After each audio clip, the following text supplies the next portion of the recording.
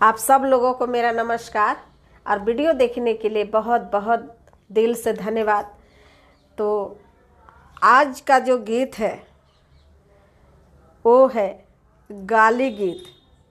शादी में जो दिया जाता है, यदि आप लोगों को ये शादी का पसंद आता है गाली गीत, तो लाइक, सब्सक्राइब और शेयर ज़रूर करें और कमेंट में लिखें कि ये गाली गीत कैसा है। तो सुनिए गाली गीत। तो समधिन जी को मछली के बड़ा स्वाद लगता, तो देखिए मछली के स्वाद में वो कहाँ कहाँ जाता रही। तो सुनिए ये गाली गीत। हरे कमाना बाके मछरी के साध रे दैया इनारे किनारे जलिया पसारे ली दैया इनारे किनारे जलिया पसारे ली दैया इनारे किनारे। ये जालो मोरली दूसरे जालो दैया कि बाजी रे गईले रहुआ मछरिया रे दैया कि बाजी रे गईले रहुआ मछरिया रे दैया कि बाजी रे गईले। अरे पोछिया से मुरिया लरावेली दैया,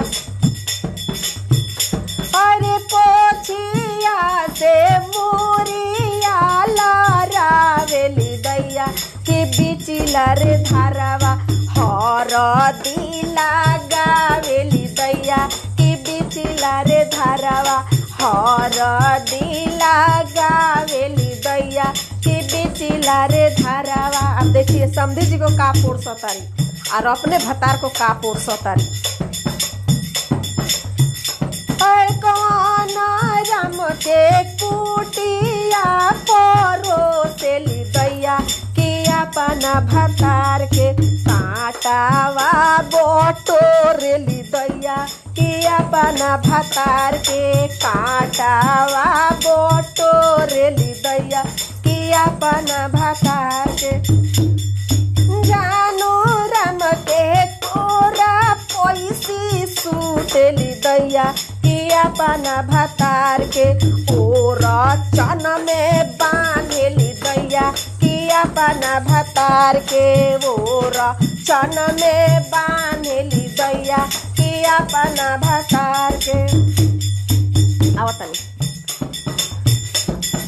जानू राम से फुसुर फुसुर बतियाली रे दैया कि अपना भतार के।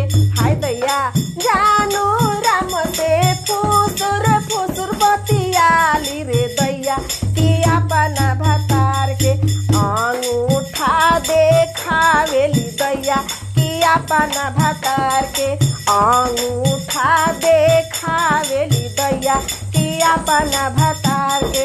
बेचारा जीते जी तो मरिए जाएंगे। अनजानू राम के गोदी पैसी सूतेली दैया कि अपना भतार के जिया लाला चावेली दैया कि अपना भतार के जिया लाला चावेली दैया कि अपना भतार के। सुनी लोग अब का करता रही आखिरी। अनजानू राम से बबुआ खेलावेली दैया कि अपना भतार के बाहरा भागावेली दैया कि अपना भतार के बाहरा भागावेली दैया कि अपना भतार। जानू बोके मछरी के साथ रे दैया इनारे किनारे जलिया पसारेली दैया इनारे किनारे जलिया पसारेली दैया इनारे किनारे जलिया पसारेली दैया।